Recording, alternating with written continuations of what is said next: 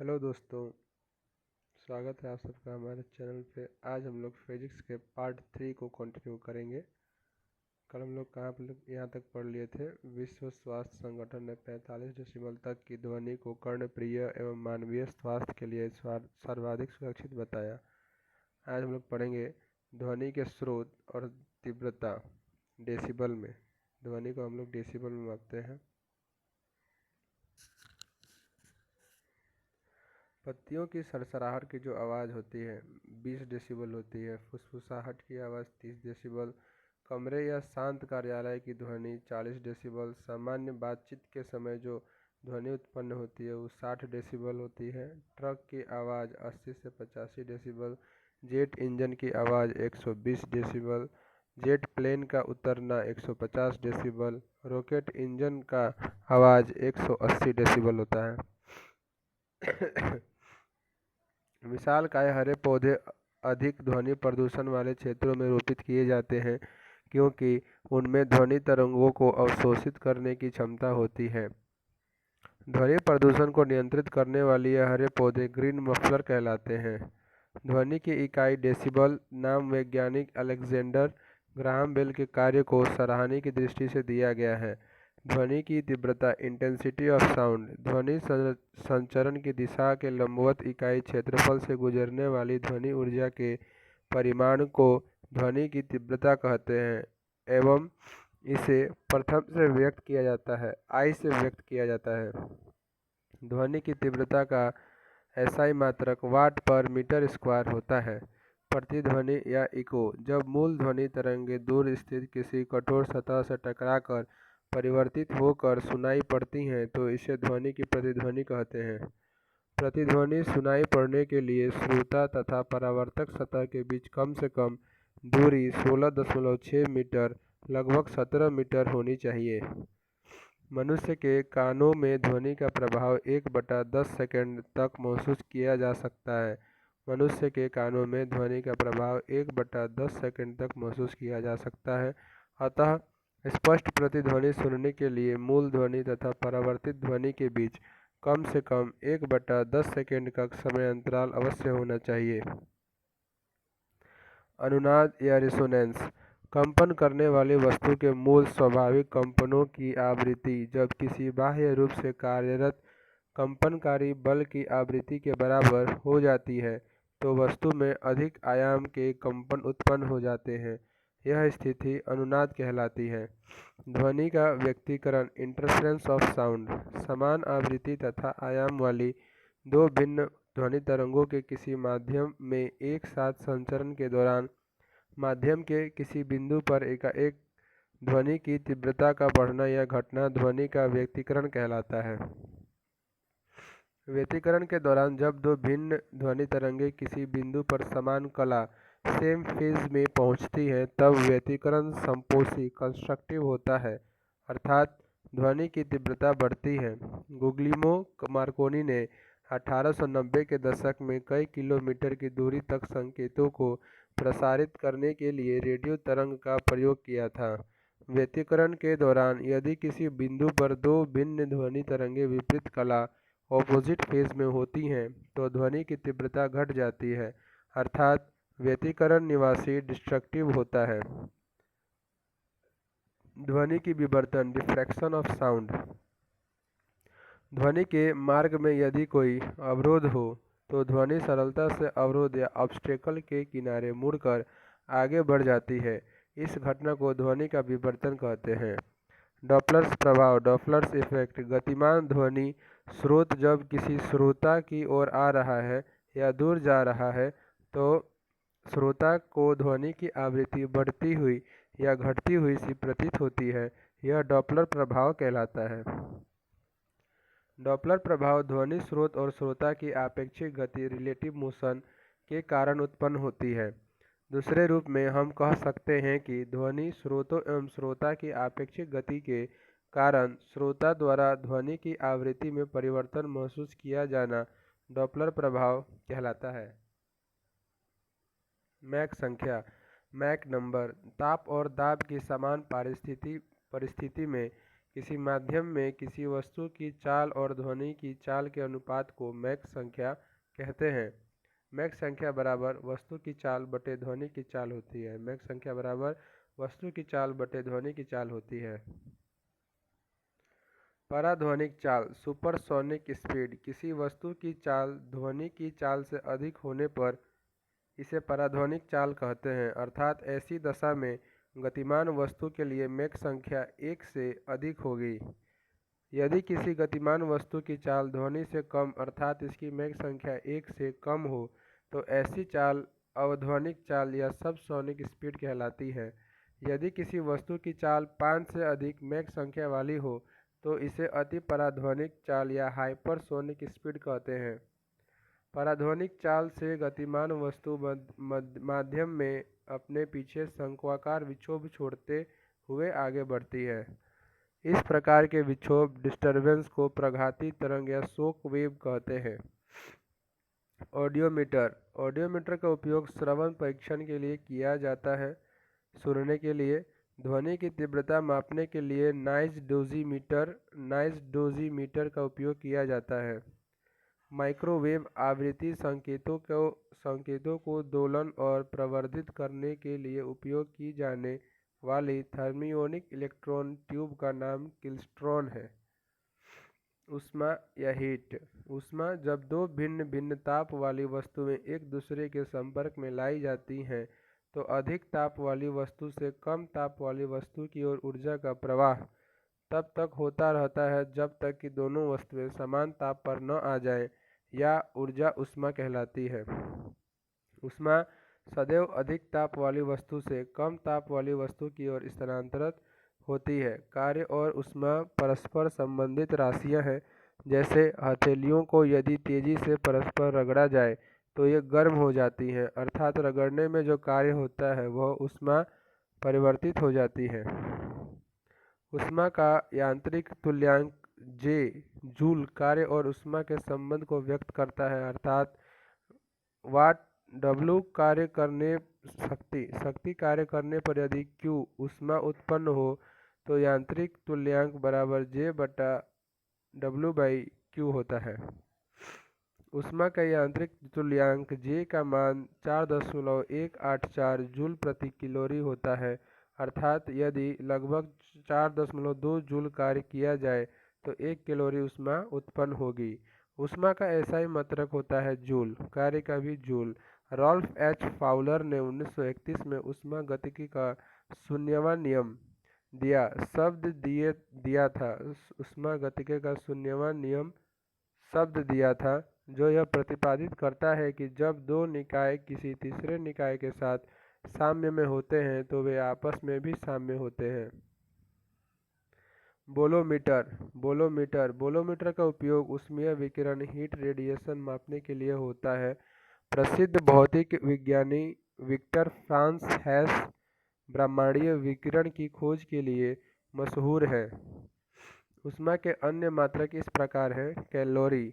1 ग्राम जल का ताप 1 डिग्री सेल्सियस बढ़ाने के लिए आवश्यक ऊष्मा की मात्रा 1 कैलोरी होती है। अंतर्राष्ट्रीय कैलोरी इंटरनेशनल कैलोरी। 1 ग्राम शुद्ध जल का ताप 14.5 डिग्री सेल्सियस से 15.5 डिग्री सेल्सियस तक बढ़ाने के लिए आवश्यक ऊष्मा की मात्रा को एक अंतर्राष्ट्रीय कैलोरी कहा जाता है।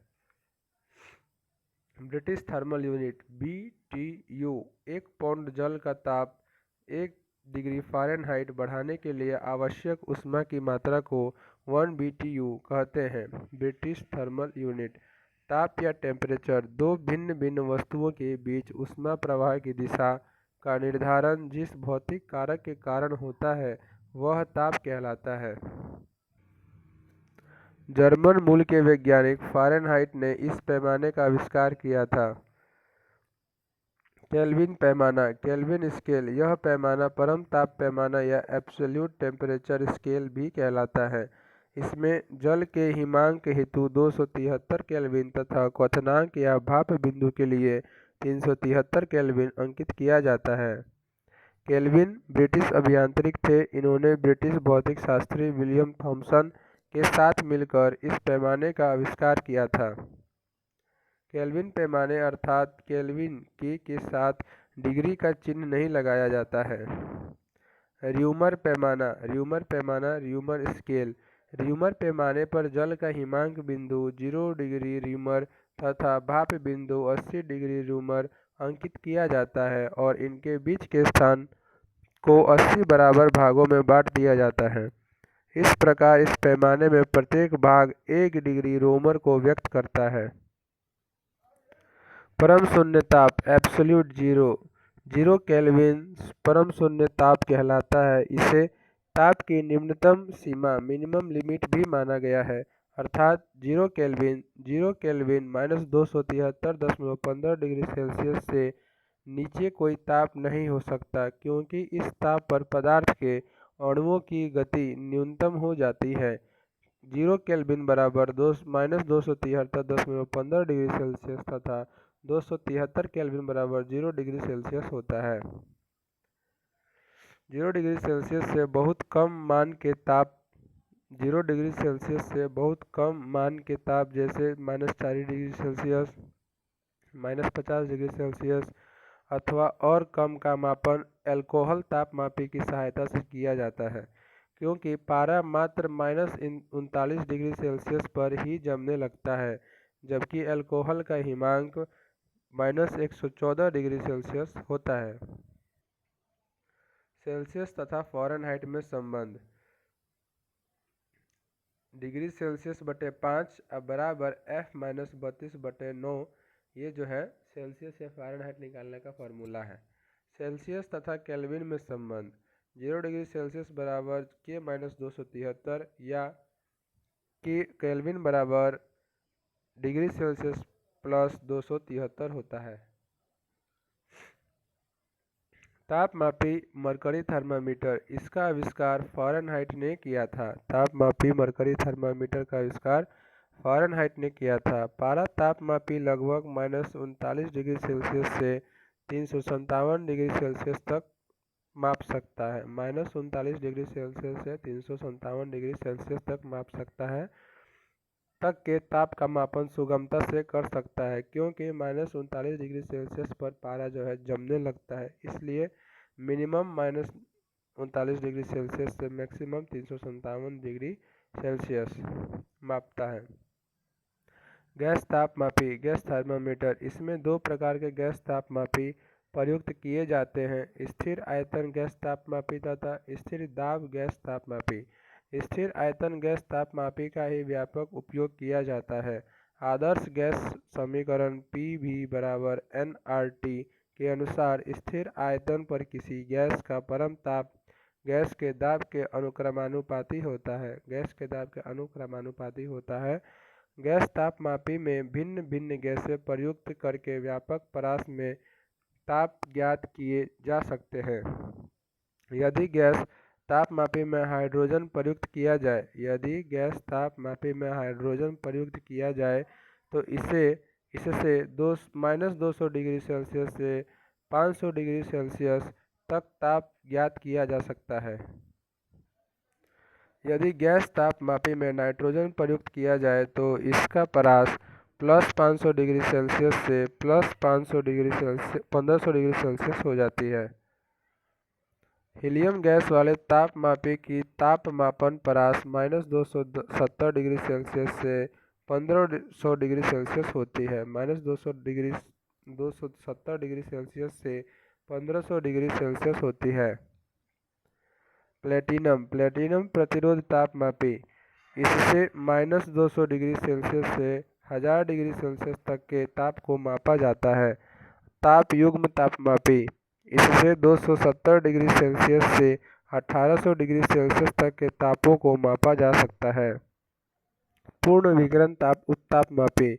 पूर्ण विकिरण उत्तापमापी उच्च ताप वाली वस्तुएं जिनसे विकिरण ऊर्जा उत्सर्जित होती है और जिनका ताप प्रायः 500 डिग्री सेल्सियस से अधिक होता है, इन वस्तुओं का ताप पूर्ण विकिरण उत्तापमापी की सहायता से वस्तु को बिना स्पर्श किए ही ज्ञात किया जाता है।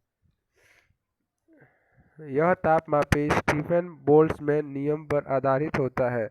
इस नियम के अनुसार उच्च ताप पर किसी वस्तु से उत्सर्जित होने वाले विकिरण की मात्रा इसके परम ताप की चतुर्थ घात के अनुक्रमानुपाती होती है। यह फॉर्मूला है। विशिष्ट ऊष्मा या स्पेसिफिक हीट किसी पदार्थ के एकांक द्रव्यमान के ताप में एकांक वृद्धि हेतु आवश्यक ऊष्मा की मात्रा उस पदार्थ की विशिष्ट ऊष्मा कहलाती है। विशिष्ट ऊष्मा को C से प्रकट किया जाता है तथा SI मात्रक जूल प्रति किलोग्राम केल्विन है।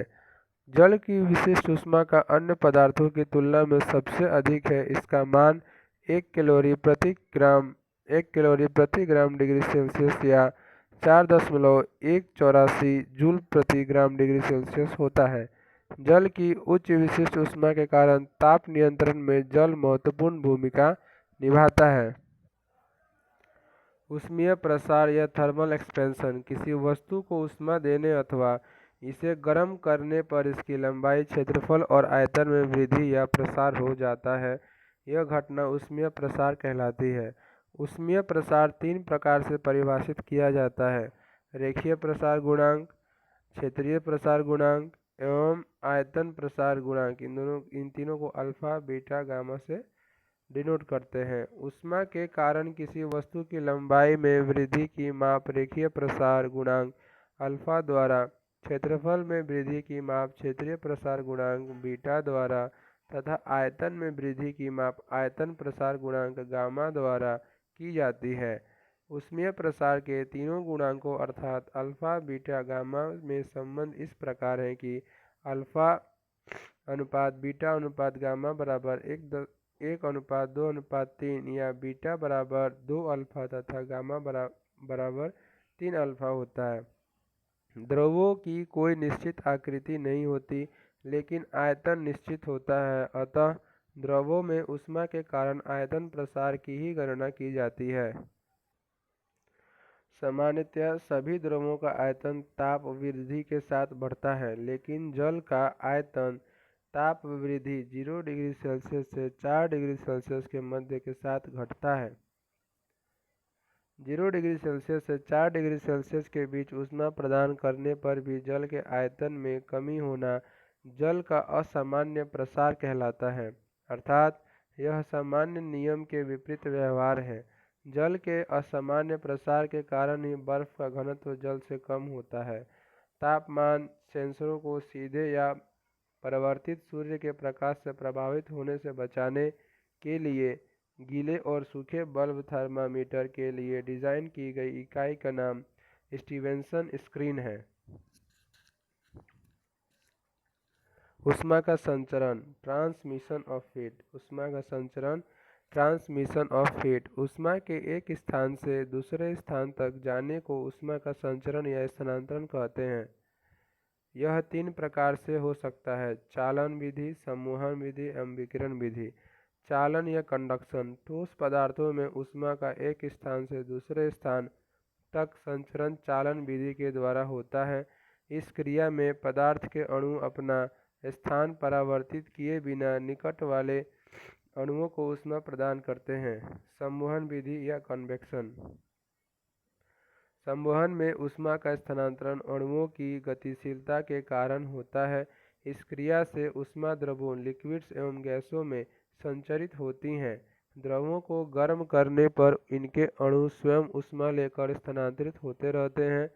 वायु सम्मोहन क्रिया द्वारा की गर्म होती है। वायु जो है सम्मोहन क्रिया द्वारा ही गर्म होती है।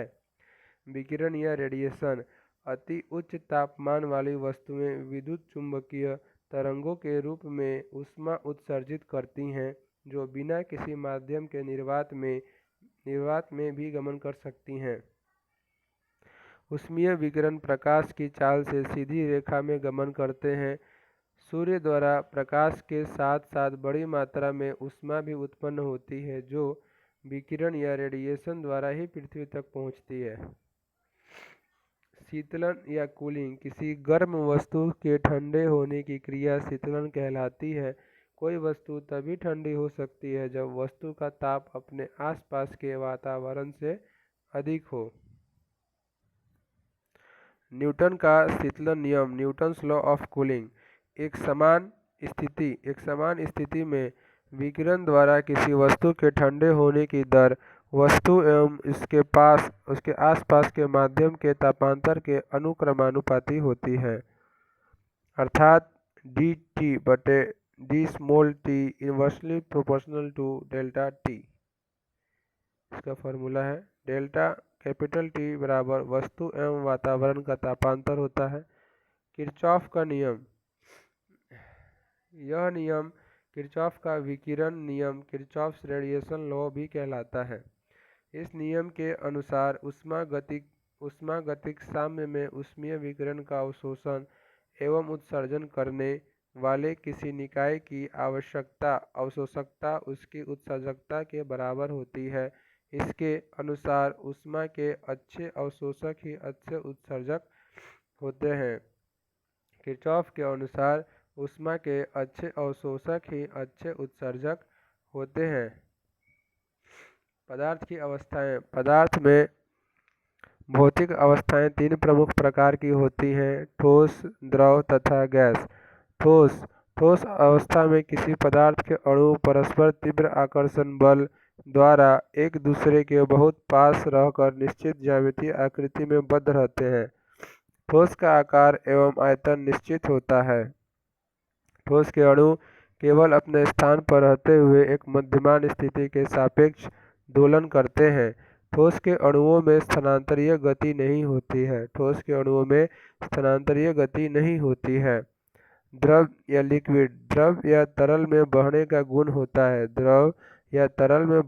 गुण होता है। इसके अणुओं के मध्य अंतर आणविक बल इंटरमोलिक्यूलर फोर्स ठोसों की अपेक्षा बहुत कम होता है। द्रव में द्रवों का आयतन निश्चित होता है लेकिन आकृति निश्चित नहीं होती है। द्रवों में अणु एक स्थान से दूसरे स्थान तक गति करने के लिए स्वतंत्र होते हैं, परंतु यह गति द्रव की सीमा के भीतर ही होती है। गैस। पदार्थ की गैसीय अवस्था में अणुओं के मध्य अंतर आणविक बल लगभग शून्य होता है। अतः गैसीय अवस्था में अणु विभिन्न दिशाओं में स्वतंत्र गति रैंडम मोशन करते रहते हैं। गैसीय अवस्था में आकृति एवं आयतन दोनों ही अनिश्चित होते हैं। अवस्था या परिवर्तन, चेंज ऑफ स्टेट। ठोस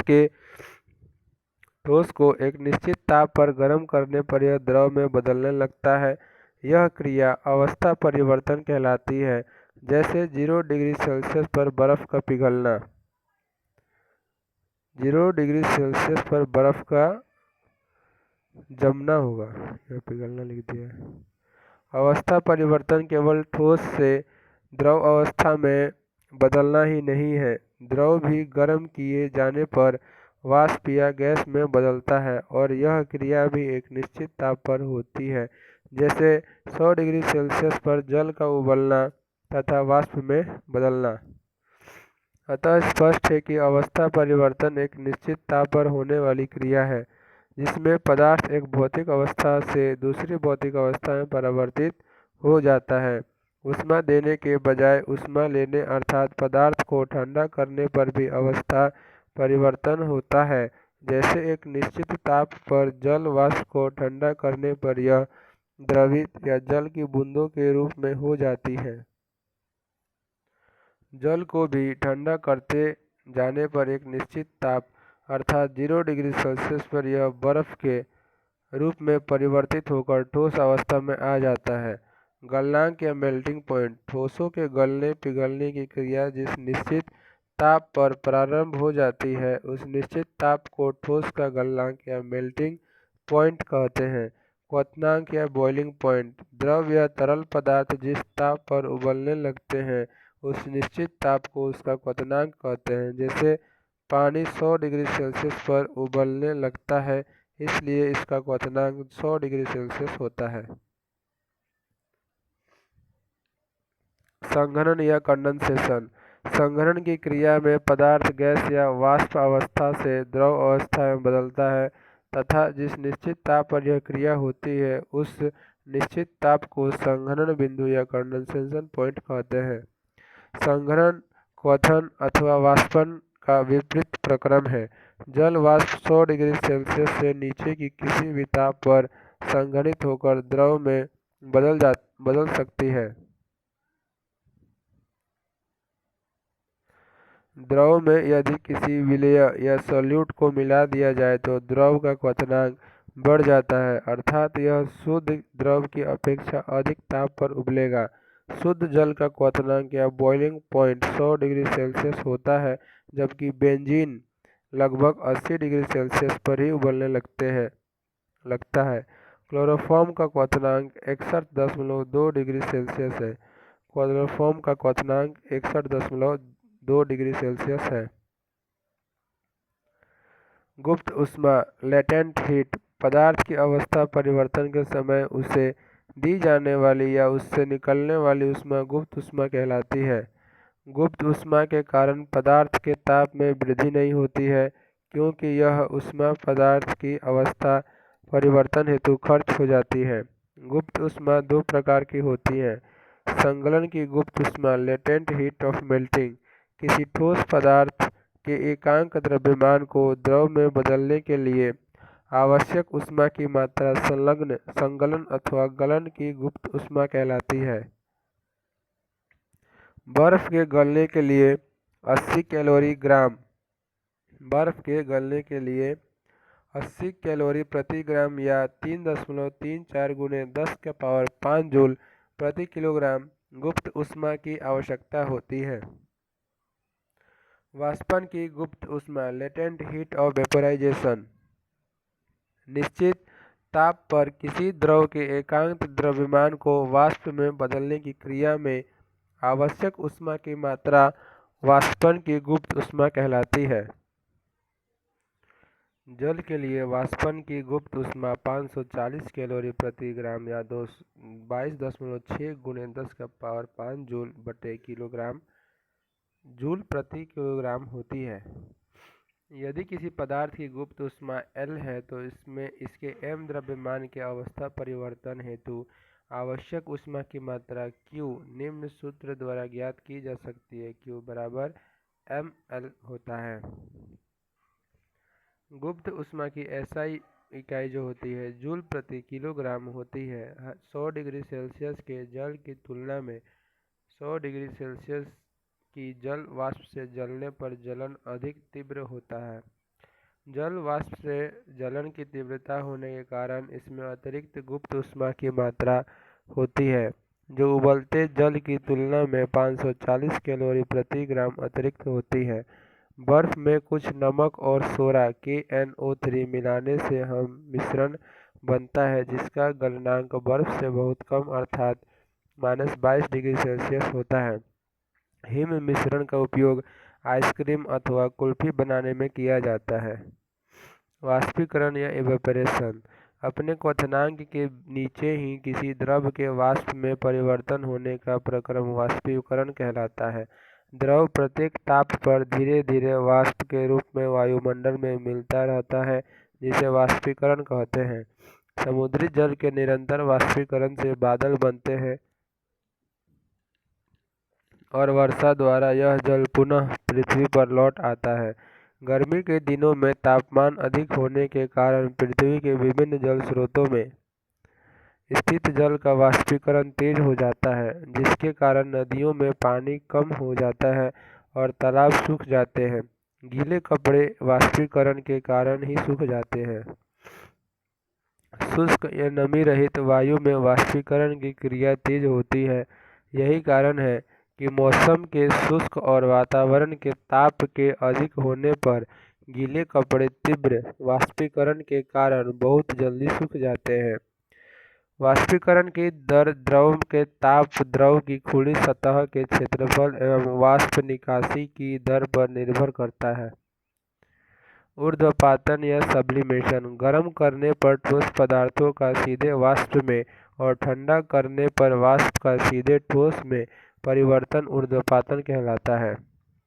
ऊर्ध्वपातन करने वाले पदार्थ हैं अमोनियम क्लोराइड, आयोडीन, कपूर, नेपथलीन आदि ये सब ऊर्ध्वपातन है जो डायरेक्ट बिना द्रव में बदले सीधे गैस में परिवर्तित हो जाते हैं। प्रशीतक या रेफ्रिजरेटर। प्रशीतक, जिसे फ्रिज भी कहते हैं, एक घरेलू उपकरण है जो ऊष्मीय रूप से कुचालक पदार्थ से घिरा एक कक्ष कंपार्टमेंट होता है तथा इससे एक ऊष्मीय पंप हीट पंप संबंध रहता है।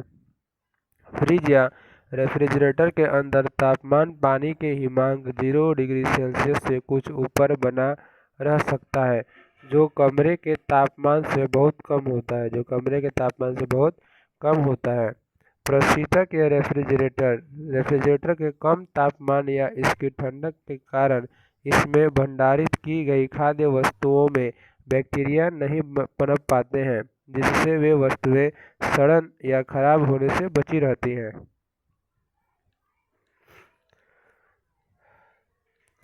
प्रशीतक या रेफ्रिजरेटर। प्रशीतक, जिसे फ्रिज भी कहते हैं, एक घरेलू उपकरण है जो ऊष्मीय रूप से कुचालक पदार्थ से घिरा एक कक्ष होता है तथा इससे एक ऊष्मीय पंप हीट पंप संबंध रहता है। फ्रिज या रेफ्रिजरेटर के अंदर तापमान पानी के हिमांक 0 डिग्री सेल्सियस से कुछ ऊपर बना रह सकता है, जो कमरे के तापमान से बहुत कम होता है।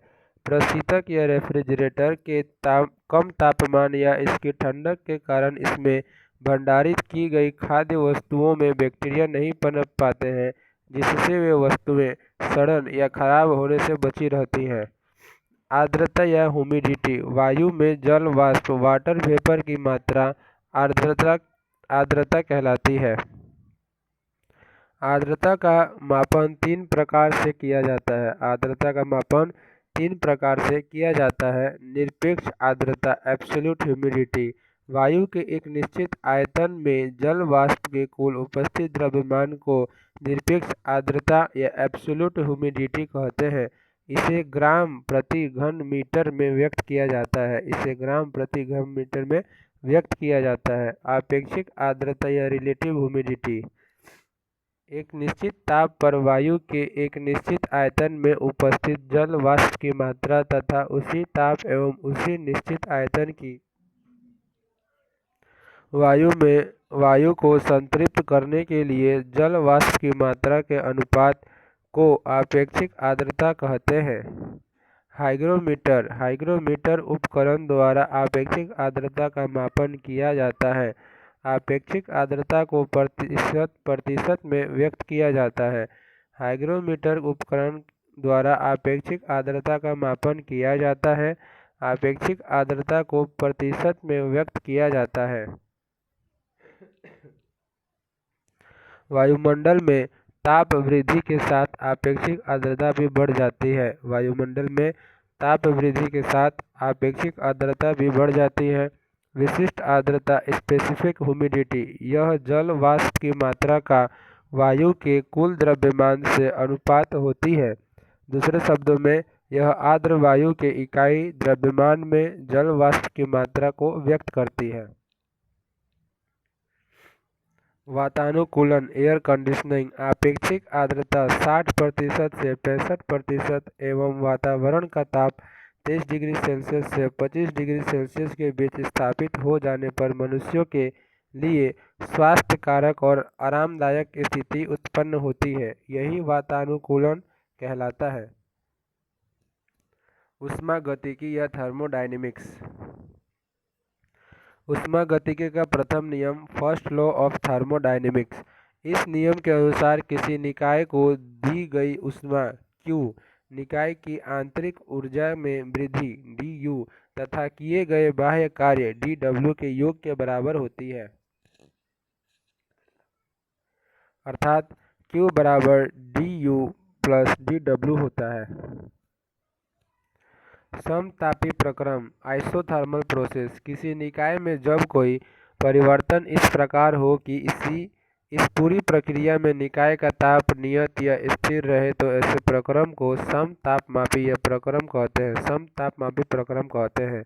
समतापी प्रक्रम उसी प्रकार के निकाय में उत्पन्न हो सकता है या किया जा सकता है जिनमें ताप नियमितीकरण टेम्परेचर रेगुलेशन की व्यवस्था हो।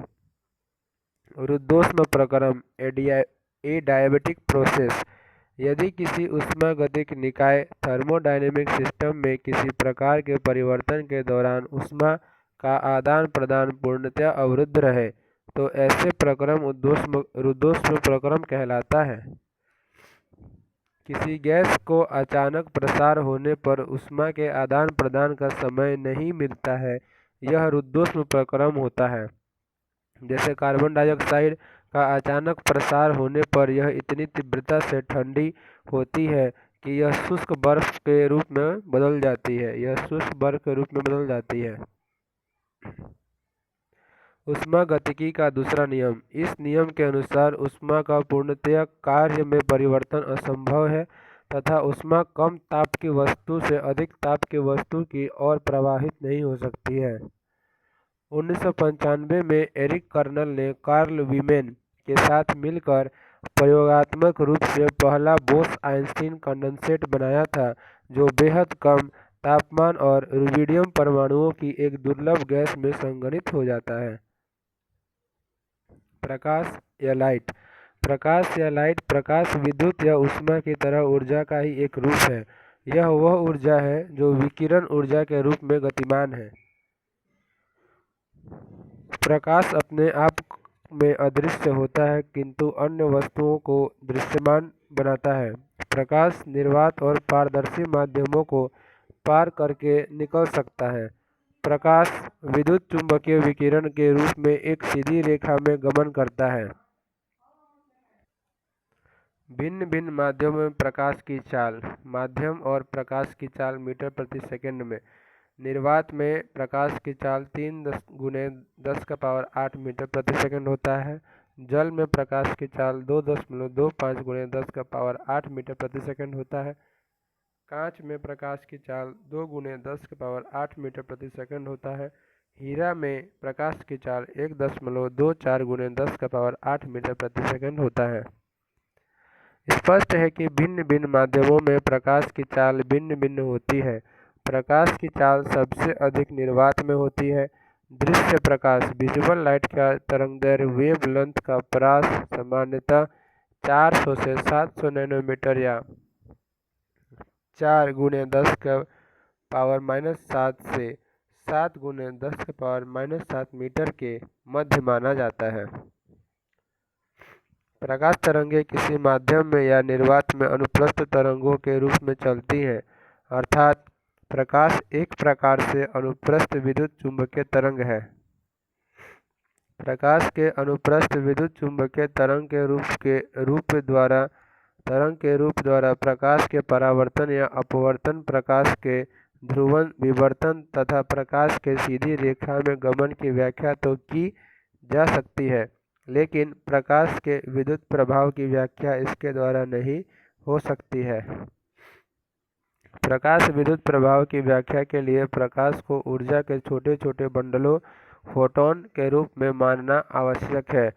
कॉम्पटन प्रभाव कॉम्पटन इफेक्ट भी प्रकाश के फोटॉन सिद्धांत द्वारा ही स्पष्ट किया जा सकता है। प्रकाश विद्युत प्रभाव को स्पष्ट करने के लिए प्रकाश के फोटॉन सिद्धांत की व्याख्या प्रसिद्ध भौतिक वैज्ञानिक अल्बर्ट आइंस्टीन द्वारा दी गई थी। अल्बर्ट आइंस्टीन द्वारा ही यह स्पष्ट किया गया कि प्रकाश की प्रकृति द्वैध है, अर्थात यह तरंग वेव और कण दोनों रूपों में अभिव्यक्त करता है। मतलब अल्बर्ट आइंस्टीन ने यह सिद्धांत दिया कि प्रकाश जो है तरंग और कण दोनों रूपों में अभिव्यक्त कर सकता है। नोट: सर्वप्रथम 1676 ईस्वी में डेनमार्क के खगोलविद ओले रूमर ने प्रकाश के वेग की गणना की थी। प्रकाश की चाल निर्वात में अधिकतम 3 × 10⁸ मीटर प्रति सेकंड होती है, जबकि अन्य पारदर्शी एवं सघन माध्यमों जैसे जल तथा कांच में इससे कम होती है। अधिक अपवर्तनांक वाले माध्यमों में प्रकाश की चाल कम होती है। निर्वात में प्रकाश की चाल एवं किसी माध्यम में प्रकाश की चाल के अनुपात को उस माध्यम का अपवर्तनांक कहते हैं। अतः किसी माध्यम का अपवर्तनांक म्यू होता है। ये म्यू बराबर निर्वात में प्रकाश की चाल बटे उस माध्यम में प्रकाश की चाल होती है। प्रकाश का प्रमुख स्रोत पृथ्वी के लिए सूर्य है, जिस पर चल रही ताप नाभिकीय अभिक्रियाओं के कारण बड़ी मात्रा में प्रकाश एवं ऊष्मा के रूप में ऊर्जा मुक्त होती है। सूर्य से पृथ्वी तक प्रकाश द्वारा लगभग 15 करोड़ किलोमीटर की दूरी तय की जाती है और इसमें लगभग 8 मिनट 19 सेकंड का समय लगता है। प्रकाश जिन वस्तुओं को पार करके सुगमतापूर्वक दूसरी ओर निकल जाता है उन्हें पारदर्शी वस्तुएं कहा जाता है या ट्रांसपेरेंट ऑब्जेक्ट्स कहा जाता है, जैसे कांच हो गया, स्वच्छ जल आदि। जिन वस्तुओं का प्रकाश पार नहीं कर पाता उन्हें अपारदर्शी वस्तु या ओपेक ऑब्जेक्ट्स कहते हैं। जिन वस्तुओं को प्रकाश पूर्णतया पार न करके आंशिक रूप से ही पार करता है वे अर्धपारदर्शी वस्तुएं ट्रांसकुलेंट ऑब्जेक्ट्स कहलाती हैं। तेल लगा कागज और ट्रेसिंग पेपर अर्धपारदर्शक होते हैं। प्रकाश का विवर्तन, डिफ्रैक्शन ऑफ लाइट। प्रकाश किरणें जब किसी सूक्ष्म और पतले किनारों वाले अवरोध से टकराती हैं तो ये मुड़कर छाया में प्रवेश कर जाती हैं। यह घटना प्रकाश का विवर्तन कहलाता है। विवर्तन के कारण ही यह सिद्ध हुआ कि प्रकाश किरणें सदैव सीधी रेखा में नहीं चलती बल्कि ये मुड़ भी सकती हैं। प्रकाश का प्रकीर्णन, स्कैटरिंग ऑफ लाइट। जब प्रकाश किरणें धूल आदि के सूक्ष्म कणों जो वायुमंडल में सदैव उपस्थित रहते हैं उससे टकराती हैं तो विभिन्न दिशाओं में प्रसारित हो जाती हैं या फैल जाती हैं। यह घटना प्रकाश का प्रकीर्णन कहलाता है। प्रकाश के प्रकीर्णन की तीव्रता या प्रकीर्णित प्रकाश की तीव्रता I प्रकाश की तरंगदैर्घ्य के चतुर्थ घात के व्युत्क्रमानुपाती होती है, अर्थात I जो है 1/λ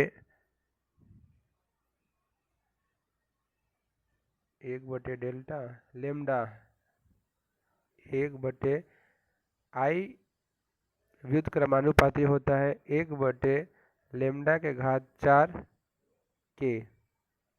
4 के व्युत्क्रमानुपाती होता है। प्रकाश के बैगनी रंग की तरंगदैर्घ्य दृश्य प्रकाश के विभिन्न रंगों में सबसे कम होती है, अतः रेले नियम के कारण बैगनी प्रकाश का प्रकीर्णन सबसे अधिक होता है।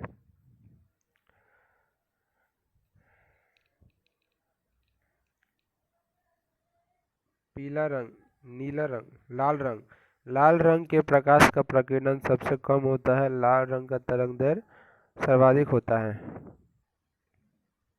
प्रकाश का परावर्तन, रिफ्लेक्शन ऑफ लाइट। जब प्रकाश किसी चिकनी और चमकदार सतह से टकराकर वापस लौटता है तो इस घटना को प्रकाश का परावर्तन कहते हैं।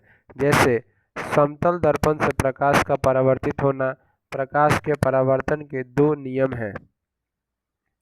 परावर्तन कोण आपतन कोण के बराबर होता है।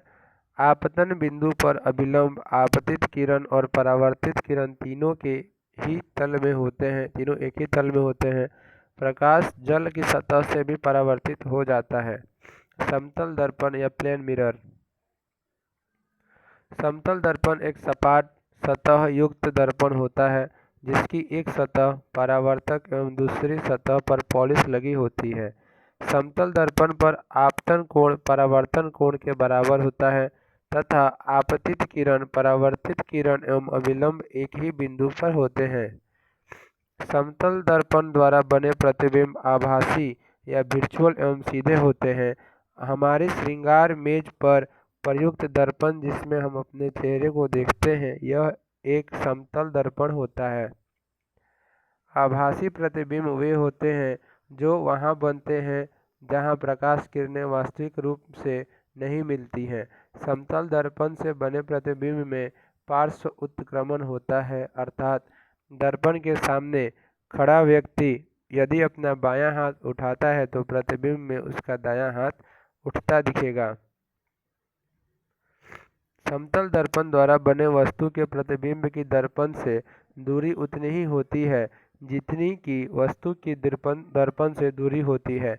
यदि कोई व्यक्ति दर्पण की ओर भी वेग से गतिमान हो तो उसे अपना प्रतिबिंब 2 भी दोगुने वेग से अपनी ओर आता हुआ प्रतीत होगा।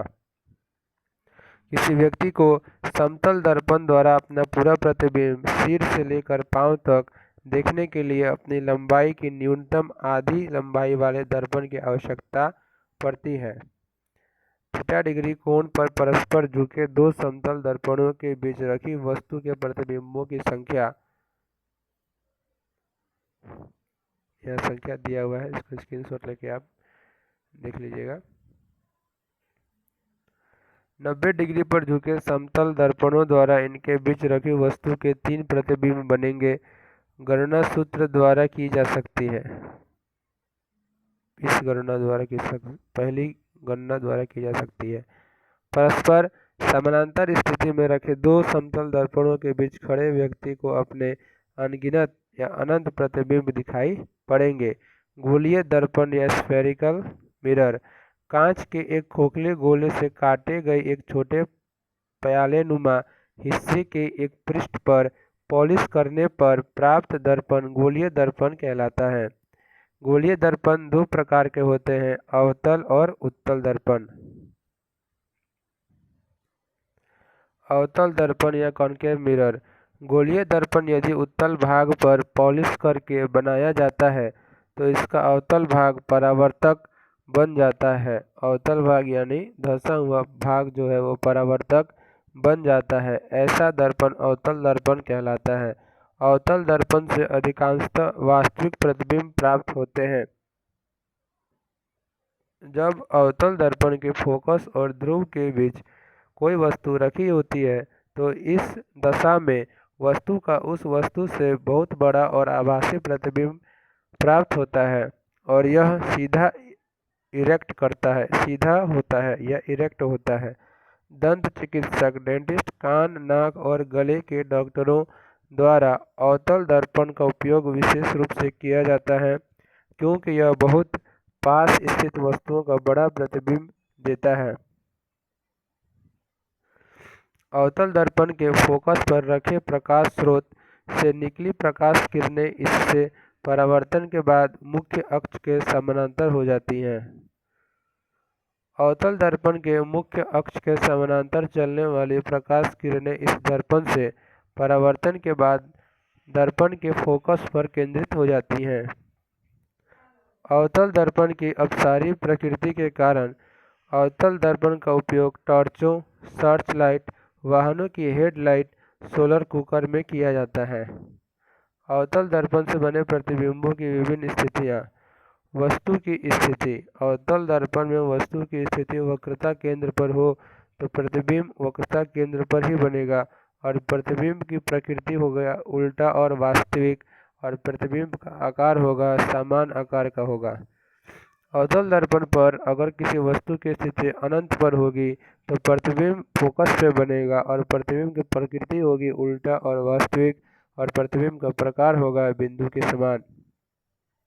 अवतल दर्पण पर अगर किसी वस्तु की स्थिति फोकस पर वस्तु की स्थिति है तो प्रतिबिंब की स्थिति बनेगी अनंत पर और प्रतिबिंब की प्रकृति बनेगी उल्टा और वास्तविक और प्रतिबिंब का आकार बहुत बड़ा होगा।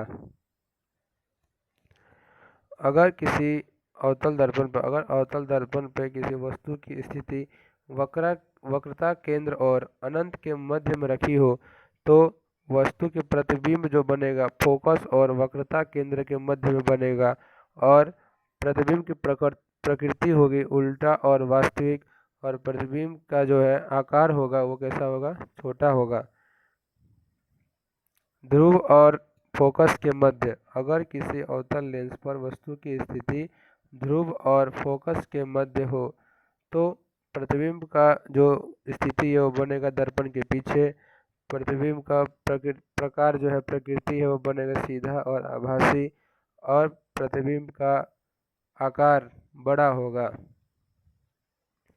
यदि अवतल लेंस पर किसी वस्तु की स्थिति वक्रता केंद्र और फोकस के मध्य है तो प्रतिबिंब वक्रता केंद्र और अनंत के मध्य में बनेगा और इसकी प्रकृति उल्टा और वास्तविक होगी और उसका आकार प्रतिबिंब का आकार होगा बड़ा।